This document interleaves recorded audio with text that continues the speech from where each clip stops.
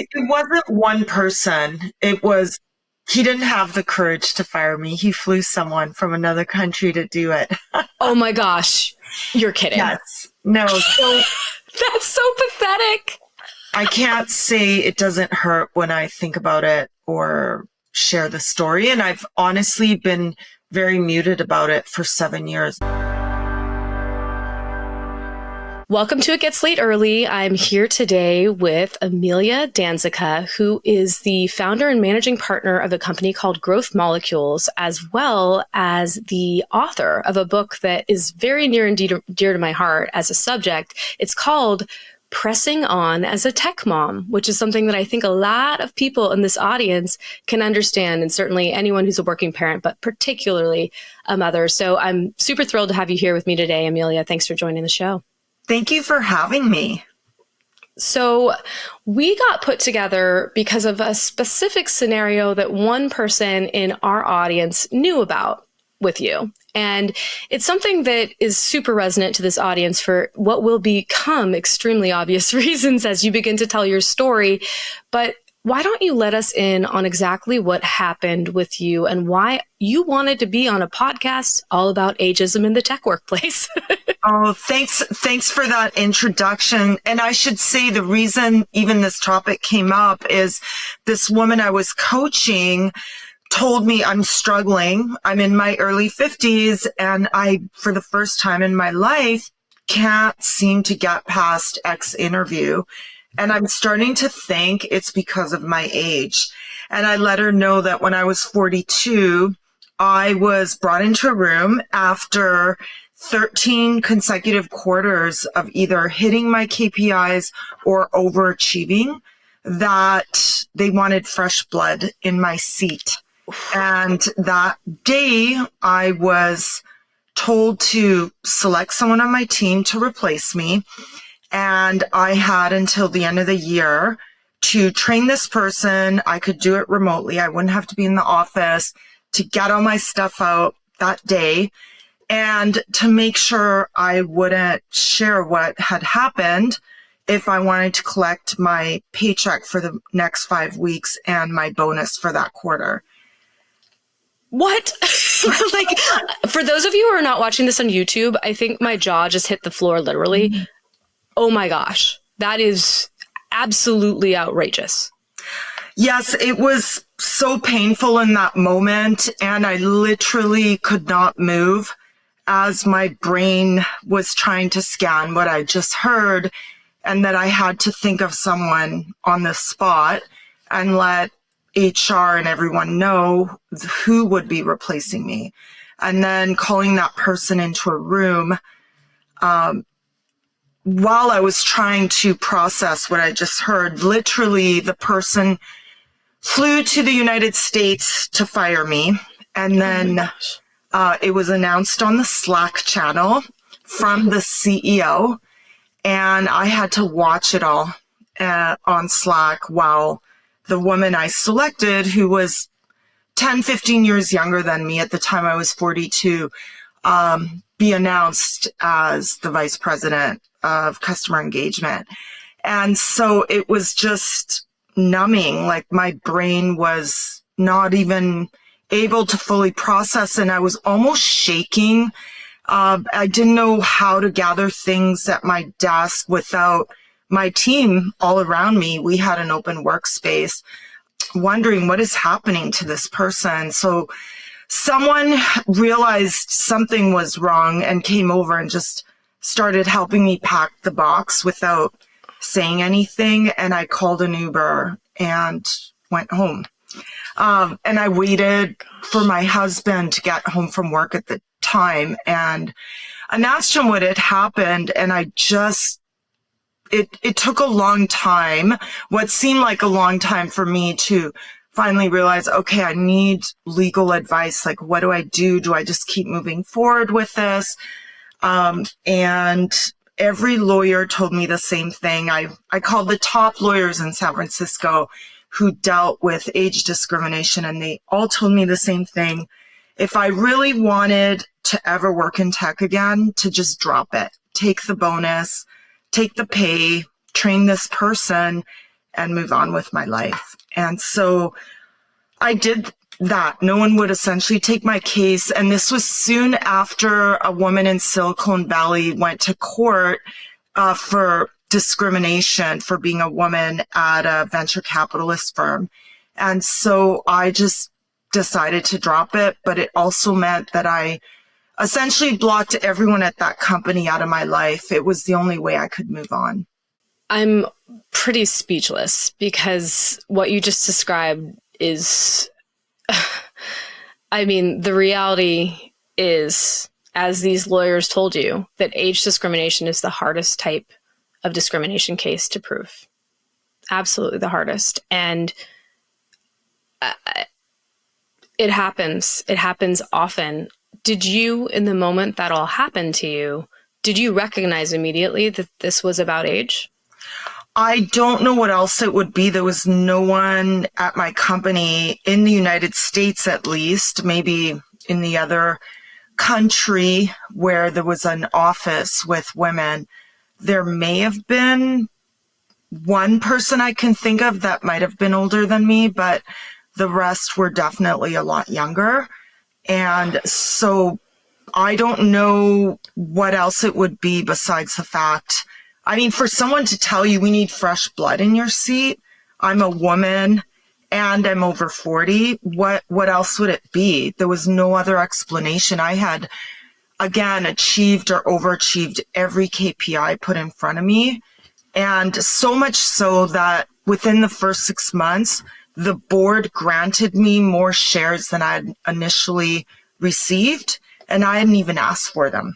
That's how much of an impact I made on this company. And so for them to do something like that, I knew it was not related to my performance, but something else. And this is nothing new. I coach a lot of women, and I will say it's not just women, just people in general. I think more than I was hit early, but I think once you hit 50, you're struggling to find a job in tech. It's just the reality. And I see it all the time and as an executive coach in my business.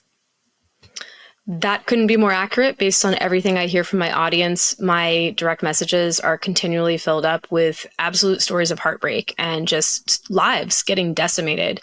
Mm-hmm. A lot of them coming out of nowhere. And, you know, like you said, yours was on the earlier side of things. Certainly we all know, well, those who listen to this podcast probably know that you become a part of a protected class once you hit age 40. Mm-hmm. However, it doesn't seem to happen as often until you approach your 50s and beyond. And the tech industry has a huge preference for youth. They worship at the altar of youth, right? And so I suppose if it were to happen in any industry, this would be the one. But I cannot imagine the anger, the frustration, how blindsided you were. It sounds like this came completely out of nowhere. And we all know what the term fresh blood means. We all know exactly what that means. And I think even though it was so plain as day, what exactly had gone on in this situation, like you said, no lawyer was going to take that case on anything but, corporate sort of, you're paying crazy amounts of money to that attorney. It's not going to be a contingency fee that they'll do, right? Because it is so difficult to prove in court, even with something like that, where it seems very black and white because of the way the law has been interpreted. And fortunately, there is bipartisan legislation in the works to make that actually be reduced to the level of mixed motive cases for gender or race discrimination or any other type of discrimination. Right now, it's still age is the most difficult of all to prove. So, I mean, even with something as seemingly open and shut as yours, you don't really have recourse. And furthermore, like you said, there's a black sort of tarnish on your name if you've moved forward publicly. People will not hire you. And that is reality. And most people don't have the opportunity to say, to hell with it, I'm going to go forward with it anyway, because that is a huge level of privilege that most don't have. Right. And I will say the silver lining, what's positive, what's come out of this is I had the courage to get up, move away my ego, and start a company and go into consulting and help people who have been in my situation, as well at that company, I went and got my MBA, much to the CEO's dismay, who had zero respect for education and is very open about it on his LinkedIn profile. But I listened to him pay for and help men get education in engineering and other things that they wanted to study. And when I asked for any support for my MBA, they laughed, said, don't even tell people you're doing this. You have to do it at night and on the weekends. We're not giving you any time off to do it. And I said, no problem. But I used that MBA to help me not only start my own company, but really believe in myself, be able to go into a boardroom and speak numbers and metrics and challenge people in the room, regardless of gender or whatever, and really explain my experience, now 20 plus years in customer success, and start a very successful consulting firm. So Growth Molecules today, we're a management consulting firm. We help companies grow and scale through not only the sales piece, but the whole go-to-market. Once you sell a product, that's only the beginning. You want people to keep buying, right? You think of Amazon, all the boxes coming. I call it the brown box economy. And that's what we live in. The second thing is the book. My co-author, Sabina Pons, and I interviewed over 300 women in tech. We share the story of 12 of them. Some of them left. They paid the baby tax. Suddenly they were treated differently and they just wanted to walk away. Others are thriving and challenged it. And we do that every day by working with these companies and showing that we can be successful as management consultants, executives going in and really having an impact on the bottom and the top line. And that's the customer experience, right? Making it better. So I will say there have been positive things that have come out of it. I'm one of the lucky ones. This company ended up going public. I'm one of the first employees in the United States hired, and I was able to cash out essentially. And so I'm thankful for that, but I paid a heavy price, and not just in my career and questioning, wow, am I too old? Should I get out of this? But also, what's wrong with me, right? And ageism is something we're all going through. Every moment you're getting older, every single person. Oh my gosh. Yeah. Oh, my heart breaks that you had to go through all that. I'm really glad that you have the silver lining that you do and that you were able to make something out of this situation. But as you pointed out, there is so much that impacts so many people in this realm that doesn't necessarily end up rather the way that your situation did. And it's such an issue. Like you said, we're getting older every single moment of every single day. And we really, desperately need to change the way we view that in society. And so I think, the ability to create awareness on this issue is so massively critical to creating any sort of lasting change. So I'm so grateful to you for sharing what you went through. It's not every day people can come out and just say overtly what happened. So this is really huge. Thank you. Truly. Well, thanks for having me and giving me a platform to talk about it. I'm doing this to help other people, not just women, but just people who are going through age discrimination. Don't give up. There's a place for you in the workplace. I want to touch on what you mentioned, which was the concept of people kind of diminishing you in what you do professionally, right? Because in tech, I feel like I've seen, it's even been, I know I saw a tweet forever ago. I can't remember to whom it was attributed, but it was a tweet about some essentially tech bro who was saying like, oh, well, what have you built? You've never built anything. And the idea being like, if you're someone in sales, marketing, customer success, partnerships, et cetera, that like, you don't really matter, or that your work is nothing. And it's so funny to me because I'm like, I would love to see those same tech bros who built some platform try and sell it or try and help a customer with a problem. Like, let's talk after that, because you know what? We all have our own highest and best use. I'm not going to be your coder. Never. You're never going to hire me as a coder. And that's a good thing, right? And the same thing is true of the flip. And so I think I'd love to hear a little bit more about what it was like building a company around your specific skill set that I think can be a little bit like maligned in the tech world. Yes. So right now with customer success, a lot of companies are cutting back on it. All the reports that are coming up are showing the net revenue retention in general in software as a service is going down. So as a result, people are cutting back on everything and a significant portion on customer success. The issue is companies are experiencing higher churn, loss of customer.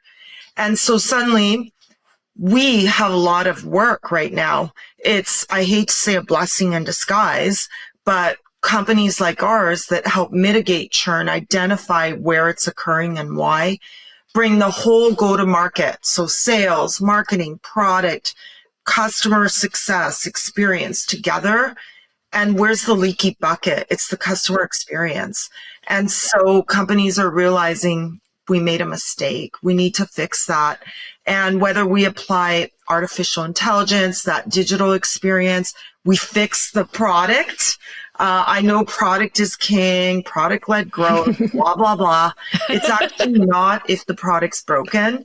And so that's where we come into play. We really facilitate and help leaders have a candid conversation that you can't keep building the top line if your customers aren't taken care of. They're talking behind your back on LinkedIn when someone DMs them and asks, hey, what do you think of this product? I saw your logo on their website. Right? Like, what's the NPS score actually, right? It's more like product-led churn than product-led growth in a lot of ways. I love that. Product-led churn. I love it. Let's coin it. I feel like that is something that needs to be very much discussed out there, because it's like, I honestly don't even know how we got here to this point where that is not like one of the things you want to shore up first. I mean, your referrals are probably one of the biggest ways you receive revenue regardless, right? It's like all word of mouth, it's customer referrals, it's NPS, it's all of that stuff. If your product sucks, people aren't going to buy it and your customers are going to leave. Like, this seems so basic to me that it blows my mind and boggles my mind that people have been diminishing it, right? It's bizarre to me. I will say in the year, 2 years ago, we spent the most we've ever spent on marketing, 6 figures. And when we went back and did our annual, well, we do a quarterly reflection and look at the numbers at my own company, Growth Molecules, the number one reference of a lead was always through word of mouth. It wasn't through a marketing event. It wasn't through the dollars we spent on advertising. It was someone referred us. Repeat customers and people who had worked with us in the past that had recommended us.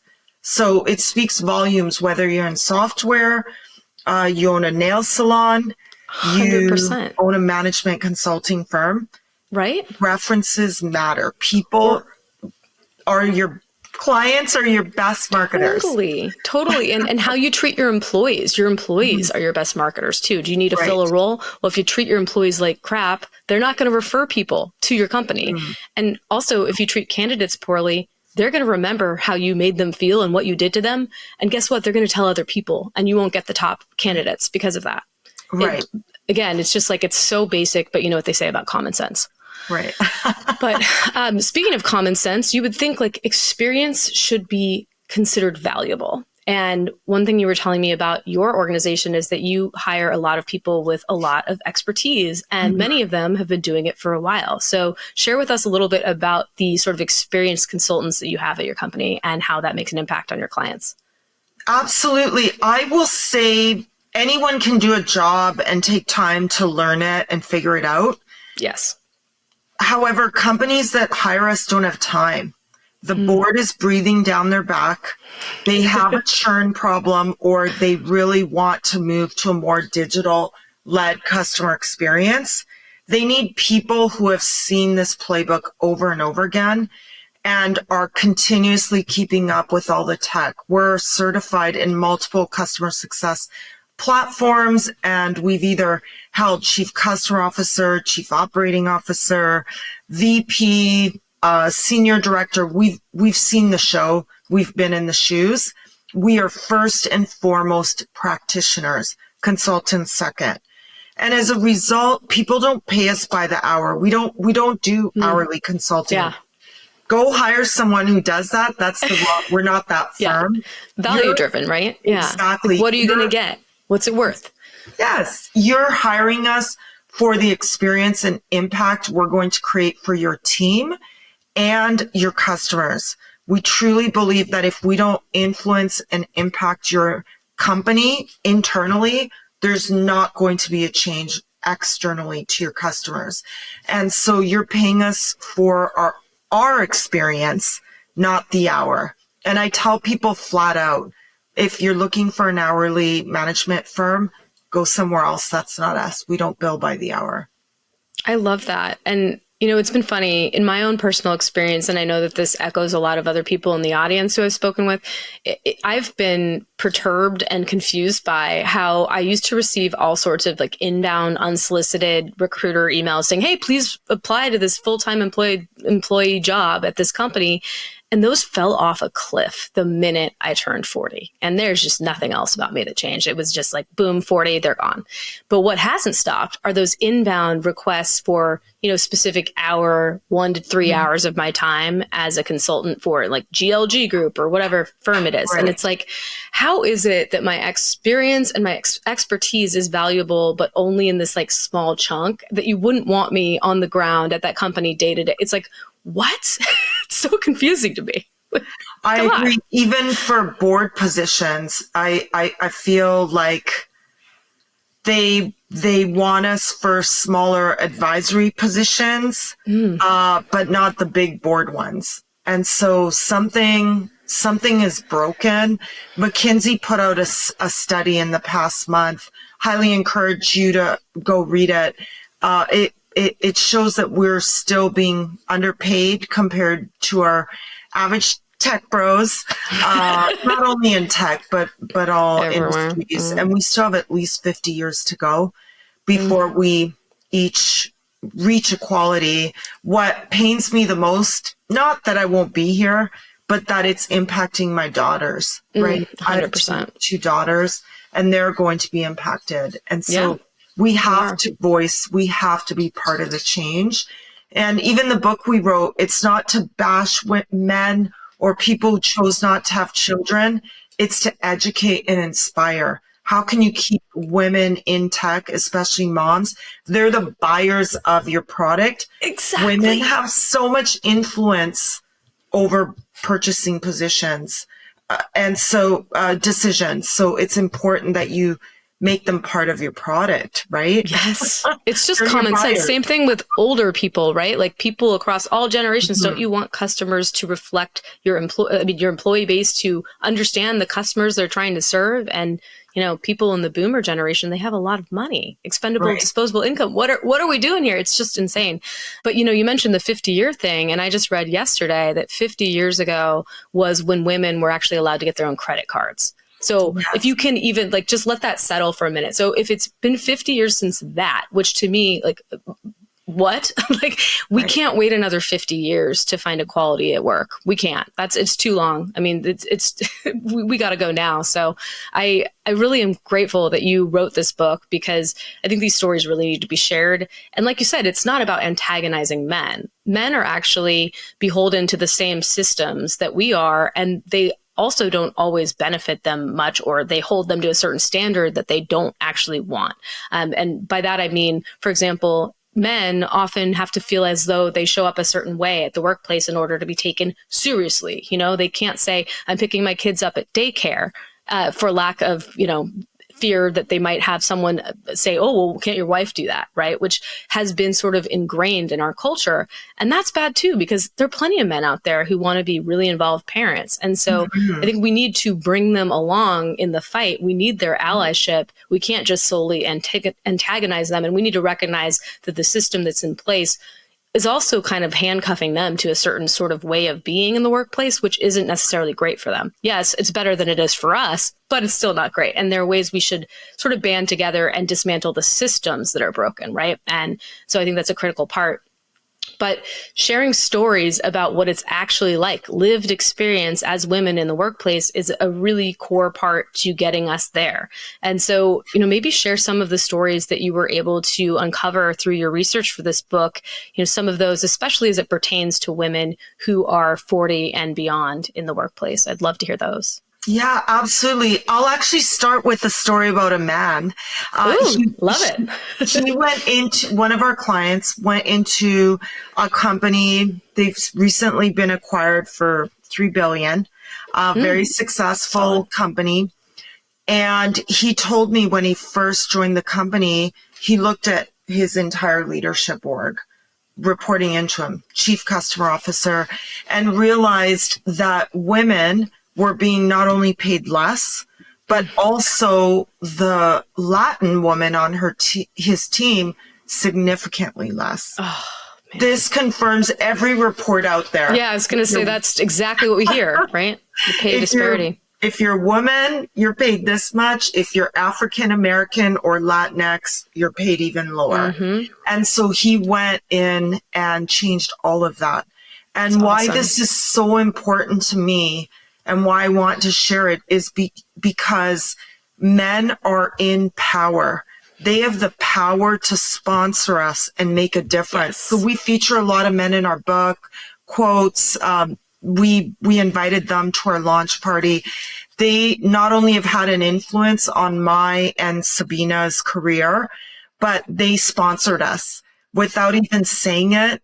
They went to the board. They went to people that had a say, and they made sure that we got raises, that we had a seat at the table. And that's what I really respect about this person. And that's why I think they do need indeed to be allies. Even women without children, they have a lot of power too. Two of the women that we feature in the book, they said people treated us differently when we had children, right? We had more of a say. We were invited to more things. Suddenly you have children. It's like one of my friends recently stopped drinking. We spent the weekend together. We had a dry, super fun weekend. And she said, Emilia, people have stopped inviting me to parties. They've stopped inviting me to events because I'm not drinking. And I think that's wrong. Just like when you have children, that doesn't change you in terms of what you're capable of doing at work 100%. or to have fun. You can still have fun and have children, right? And I think there are these double standards we have to get over. It's about age, it's about gender, it's about what color you are, what accent you have. All of those things play into it. And that's a lot of our book addresses it. I'm so excited to read it. I think it's probably going to be quite cathartic for me. And for everybody else in the audience who's going to pick it up after this interview. I want to go back to what happened to you though. At your place of work, and just talk a little bit more about sort of the emotional aspect of it. What it felt like having this happen to you, and whether it was something that you had ever envisioned being a problem. Because I think for a lot of people, they don't necessarily see it coming. Yeah, I can't say I ever imagined that it would happened to me. Honestly, I didn't at that time in my life think I was that old. But now that I enter yet another phase of my life, I realize that what I think of myself and the emotional intelligence is like, how am I portraying myself to the world? Maybe different than how other people are portraying me. The CEO of the company was, I think, 15 years younger than me. And so I maybe seemed ancient to him. I have no idea. Yeah. But yes, I never imagined it would happen to me. And I think a lot of people who are struggling to find a job right now who are over 40, especially over 50, are struggling with that, and women saying to me, like, should I get some facial work done? Should I color my hair? Like, look at how I'm presenting myself. Please give me feedback. What am I doing wrong? Is it my age? And so I think all of these things are valid questions that we have to address. And if you're a recruiter, being able to have the courage to look past how that person looks. We shouldn't have to pay an age tax to get a job. That's so true. The age tax is insane. And, it's interesting because you think of recruiters and HR leaders and talent acquisition as the people who should be the most aware of problems such as ageism. But yet what's fascinating is, interestingly enough, the Financial Times just put out an article saying that nearly 50% of recruiters who were polled said that they thought 57 was, quote, too old to hire. Yeah. 57. Well, guess what? By 2030, about 25% of our workforce is going to be over age 55. So people get on board, but it really underscores the fact that so few people even understand that ageism is wrong. It's just like full stop. They don't get it. And that is borne out by the research that was done by the World Health Organization that says that 1 in 2 people say that they are, in fact, ageist. I think half of those people are also lying, because I think more than that is ageist because we've been fed these horrible stereotypes our entire lives, these societal messages. Right. Yes. And I feel the pressure as I inch closer to 50 about, I'm making a lot of decisions, like some simple ones. I don't want to paint my nails anymore. I don't feel that is part of my identity and who I associate myself with. And I'm fine with it. And I still get asked to speak on a stage. And we all have to make choices and stand up for them and feel confident. That should not hold me back, for example, from looking or feeling my best just because an unwritten rule says that your nails should be painted. Just as a simple example. I love that. And I think a lot of women our age and older are really struggling with this. And it's funny, all of the cosmetic procedures and interventions are actually creeping down. Like people in their 20s are having Botox as preventative measure. It's like, what are we doing here? What is happening? Can you even imagine how much more money and time women would have collectively if we did not subscribe to these ridiculous beauty standards? I mean, we would probably have solved cancer or something by now. Like the world would be infinitely better.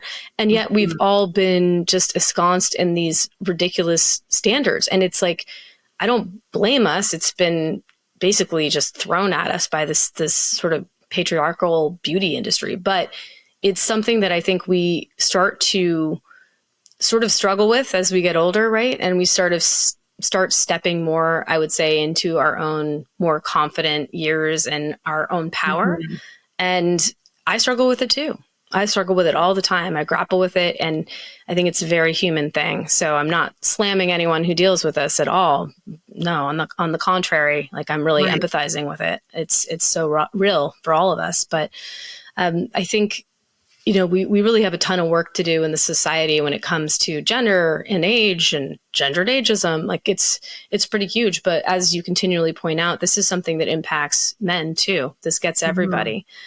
So we all have a vested interest in making it better. So I have to ask you, did you ever have a chance to have a conversation about what happened to you with company leadership? Were you ever able to say, I know what happened. I know what's going on here? No?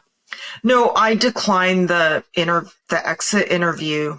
I had already seen other people leave the company that I had stayed in touch with and had shared with me the feedback they gave, and I never saw change. Oh, yeah. No one ever looks at the exit interview. Exactly. It's like, what's this is for? Right? So why waste my time? You've already... Yeah. Wasted enough of my emotional well-being. I respect that. Do you think that he knows that what he did was ageist? Do you think, or it's so ingrained? It wasn't one person. It was he didn't have the courage to fire me. He flew someone from another country to do it. Oh my gosh. You're kidding. Yes. No. So, no, I don't care. I have nothing to do with the company. I wish them all well, but they're no longer part of my life. And it was part of my career that I've moved on from. But I can't say it doesn't hurt when I think about it or share the story. And I've honestly been very muted about it for 7 years. It's not something you fully ever get over, but it's like losing a parent. You just don't ever fully get over the pain, but you find the courage to move on somehow. I am so sorry this happened to you, and like sincerely grateful that you're willing to talk about it. I think your story has a really great ending in that you have made so much out of your life, out of your business. You've been helping people behind the scenes, you know, and with your book as well. It's really wonderful to see. So I think it's hopefully it feels gratifying for you. I hate that you went through it. It's like one of those things. Reality is just, life isn't fair, right? And these things happen, but the fact of the matter is, the more people talk about this openly, the more people will become aware that it's an issue, the more people will stop doing the dang thing. So I think it's really important and impactful that you're sharing. And I know this entire audience will be super grateful to you for having done so. Yeah. Again, thank you for giving me a space to share this story. You're so welcome.